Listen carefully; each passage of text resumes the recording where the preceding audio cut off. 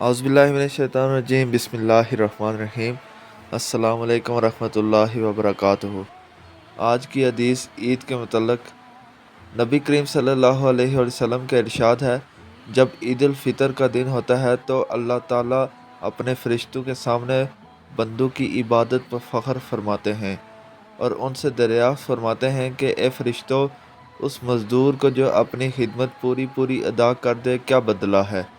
वो अर्ज़ करते हैं कि ए हमारे रब, उसका बदला यही है कि उसकी उजरत पूरी दे दी जाए। तो इरशाद होता है कि फ़रिश्तों, मेरे ग़ुलामों ने और बांदियों ने मेरे फरीज़े को पूरा कर दिया। फिर दुआ के साथ चिल्लाते हुए ईदगाह की तरफ निकलते हैं।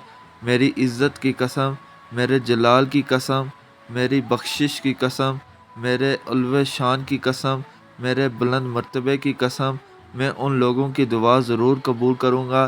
फिर उन लोगों के ख़िताब फरमा कर इरशाद फरमाते हैं कि जाओ, तुम्हारे गुनाह माफ़ कर दिए हैं और तुम्हारी बुराइयों को नेकियों से बदल दिया है। बस ये लोग ईदगाह से ऐसे हाल में लौटते हैं कि उनके गुनाह माफ़ हो चुके हैं। सुबहान अल्लाह।